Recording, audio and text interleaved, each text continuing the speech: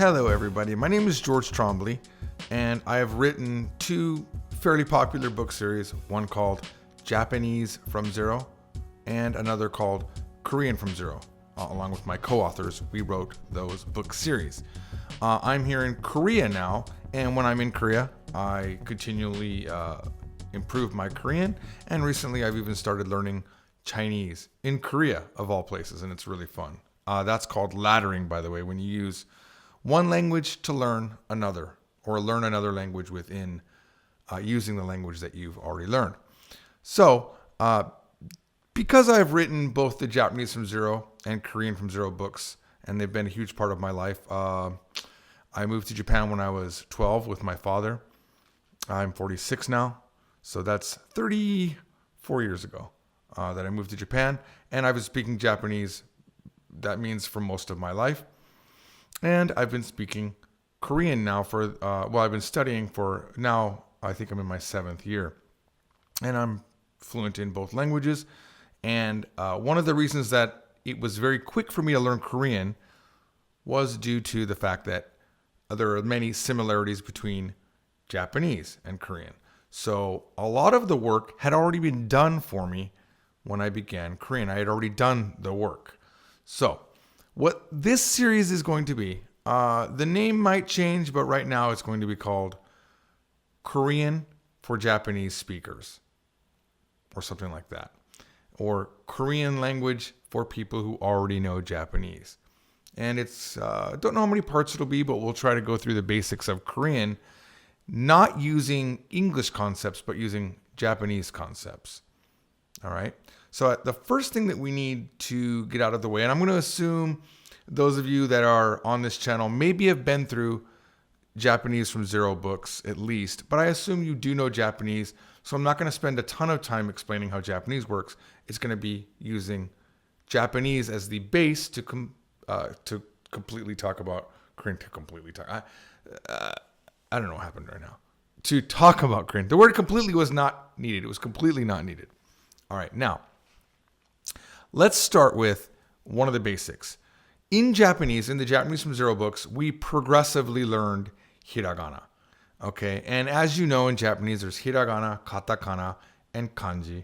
We know that Hiragana and Katakana are both phonetics, which means they only represent sounds. They don't have any meaning to them per se. And Kanji, the Chinese characters, do have meaning, and they have sometimes 7 readings, like kanji like ue or sta can have 7 readings. Mostly you'll have one, at least one, normally 2 or 3 readings depending on the kanji. Now Korean does not have hiragana, katakana, or kanji. They kind of have kanji, but we'll get to that in a second. They have something called hangul. Hangul literally means Han writing, okay? But they call it Hangul.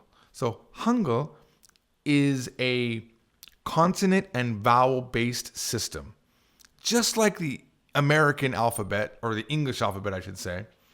Just like the American English alphabet has letters to make sounds. For example, K and then an A makes the sound ka. And a B and an A makes ba. And a P and then I makes, in Japanese at least you remember, it's P. So imagine we have all of the sounds of hiragana, a, I, U, E, O, ka, ki, ku, ke, ko. They all pretty much exist in Korean. But there are some unique sounds that exist only in Korean, which we will get to as we begin. Probably a little bit later we'll get to that. I don't know if it's in this video, but maybe the next one. Now, the way that Korean builds their phonetic system, it's not like hiragana. Hiragana is a set system with about 100 characters, right? And Hangul is, if I remember correctly, 24 consonants and vowels. And I don't remember how the split goes, but keep in mind you can look at Korean from Zero. You can go online. They're very easy to find, all of the characters of the Hangul, and I'll show you them here on the screen. This is what it shows up like in the Korean from Zero book. As you can see, we have consonants and we have vowels. And at a minimum, you always start with a consonant and end with a vowel, just like Japanese. That's a minimum Hangul character, okay? These little characters that make a character, make a Hangul character, are called the jamo. You don't have to remember that, but the jamo parts, the vowels and the consonants are what make them. Now, let's go ahead and just look at a few. And by the way, you need to learn Hangul first. We cannot learn Korean without knowing how to make the writing system. You need to know this first. Luckily, it's much, much, much easier than Japanese. With Japanese, you learn Hiragana first, and that's used for all Japanese words. Then you learn katakana for foreign origin words, and then you learn kanji later on, which is more complicated. Now, Korean, in its past, around the same time when Japan got introduced to kanji, it got also introduced to kanji, but in Korea it's called hancha. Hancha. So hancha or hanja, more is probably a better way to say it, is just kanji. It's written the same way. Just like the Chinese also used kanji, but it's called hanzi. Okay? Now, Koreans only used kanji in the same way that Japanese only used kanji. Or hanja. Let's start calling it hanja. But it was very complicated. And Japan had the same problem where they only used kanji. And Korea had the same problem only using hanja. And even China simplified. Let's talk about China. China was the originator of the original writing systems in Japan and in Korea. But even for China, it was too complicated, and they simplified it. The only country that still uses not the only country, but there's only a few places left that still use the traditional complicated characters. All of China, majority of China, Mandarin uses simplified. So they made less strokes basically in China, and they simplified the characters. Japan also did their own version of simplification of the characters, and they got rid of a lot of the characters. And then, furthermore, they had hiragana, which came about, and katakana, which came about, which are derivatives of kanji, and they just represented the sounds. So, for example, you know this already, but you have a kanji as the base of a word, for example, a verb, and then the conjugation part of it will be written in hiragana. Korean does everything in hangul. Now, they do have kanji. Rarely. It's so rare that when I see it, I'm a little bit confused. I've been coming to Korea now for the last 7 years. I think total, I lost count, but I've lived here now a year and 2 months if you count all the times I've been here. Eventually I'll go back and I'll look at my passport and I'll come up with the exact amount of days that I lived here. But I'm normally here for 6 weeks to about 2 months. For example, I'm here for 5 weeks this time. Okay, so we have this Hangul writing system. You have to learn it first. Now, I think you need to just get a book and go through it. I'm going to assume that you understand the basics of Hangul as we begin doing this. Now, let's get to now that we know how the writing system works, if you haven't learned at least the basics of Hangul, by the way, you can download the Korean from Zero book on koreanfromzero.com for free. You can look at the course for free. It will teach you Hangul. Just go to koreanfromzero.com, okay? And take literally the day that it takes for you to learn that. What's amazing about Korean is, unlike Japanese, you won't be knowing it for 30-some years and still not know what a certain kanji might be read, which happens to me. Whereas when I read Korean, I can read everything. And I've been able to read everything since maybe the first 3 days of me starting Korean. Now, there are certain sound rules that change the sound. Okay? Just like, remember, in Japanese, you have ha is how you write the topic marker, right? You write it with a ha, but it's pronounced wa. There's certain things like that where if it ends on a certain consonant followed by another certain consonant, the sound will change. Those are the sound change rules. That's also in the Korean from Zero book. I'm not trying to promote the Korean from Zero book. Keep in mind, you can download it for free, the full book right now. Currently, I don't know how long we'll be doing that, but right now you can. And the online course is currently free. That might not always be the case. All right. So we'll end today by giving you the first basic lesson. All right. So in Japanese, we have des. Des. We know that means it is, he is, she is, depending on the context. Same thing in Korean, except they don't have des. they have ida. Now, ida is the to be verb in Korean. They have ida for positive existence, for positive it is, and they have anida, which means isn't. They have a whole separate verb to mean it isn't. And those get conjugated. Okay, so you have ida and anida.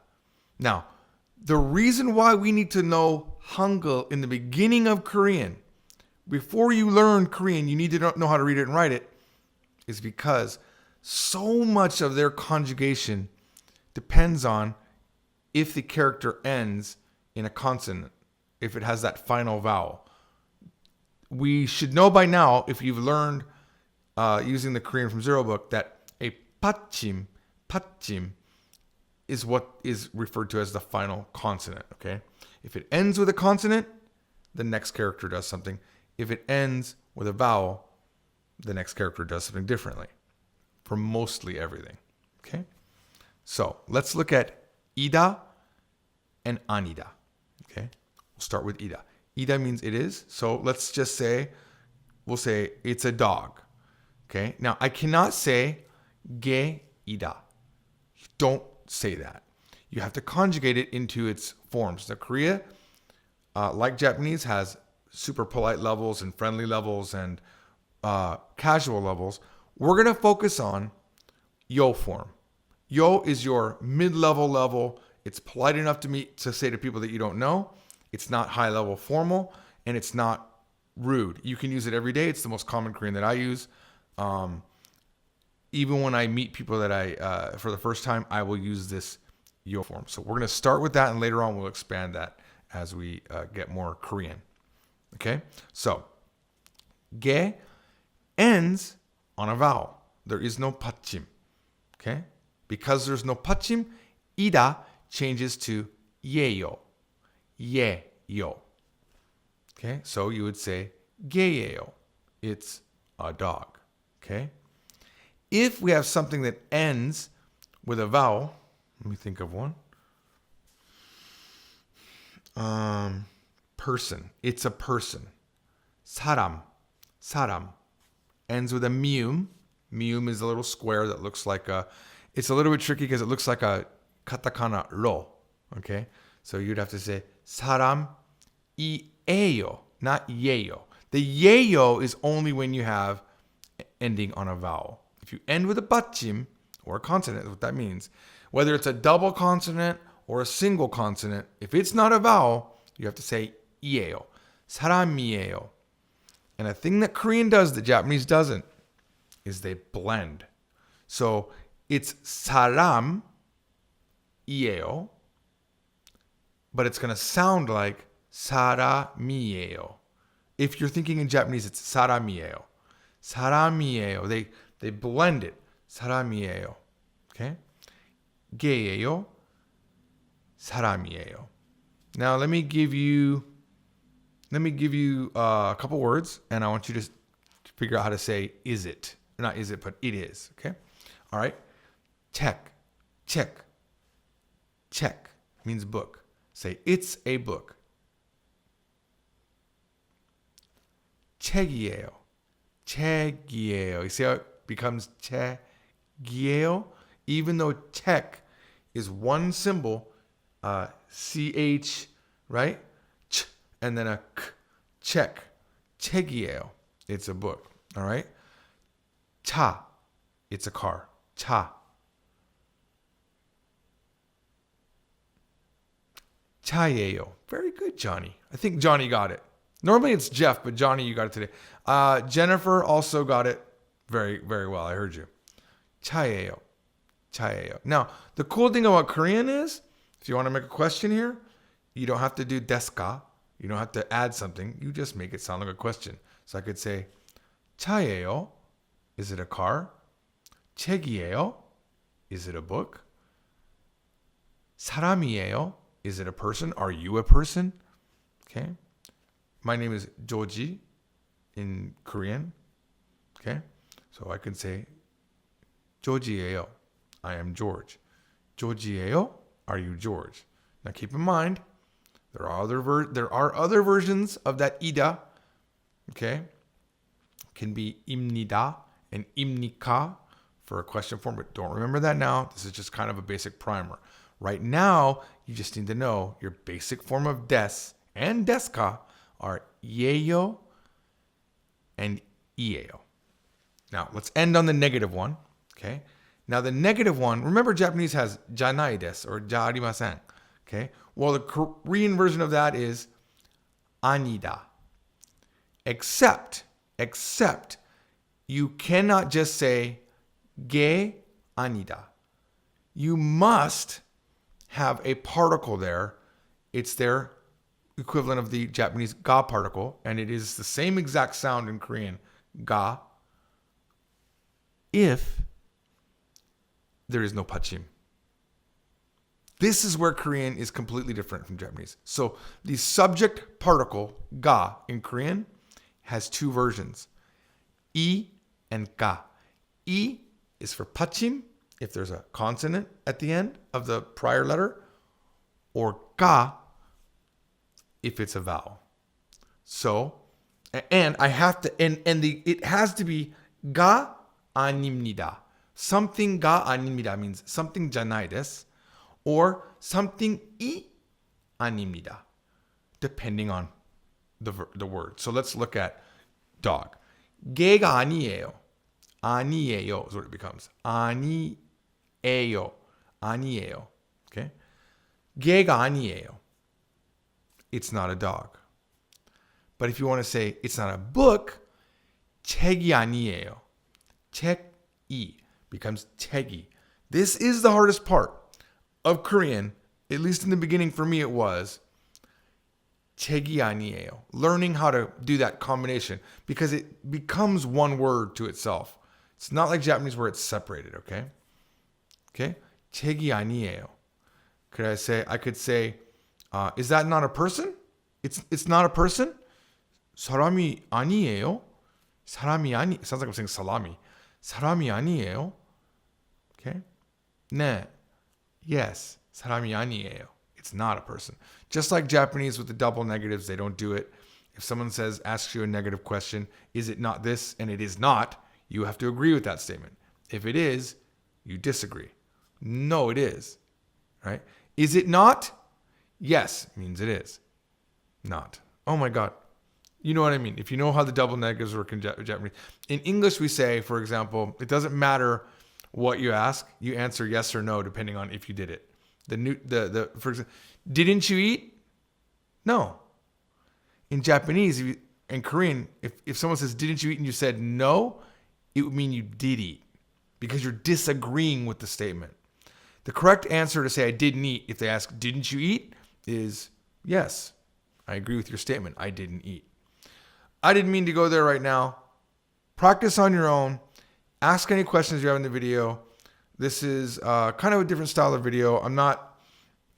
There's no book to go along with it. You kind of have to put it together yourself right now with Korean from Zero book. And I assume everyone on the Japanese from Zero channel, which is where we're hosting this video, already has Japanese from Zero or has access to the courses online. Thank you for watching. 저는 조지예요. I am George. I'll see you next time. 다음에 봐요. 마타 콘도. 요로시쿠 오네가이시마스. 부탁드립니다. What I'll try to do is if I say a Japanese phrase, I'll say a Korean phrase after it. Okay? So if I say 저는 조지예요. 私はジョージです. 부탁드립니다. よろしくお願いします. Okay. 다음에 봐요. 마타 콘도. Bye bye.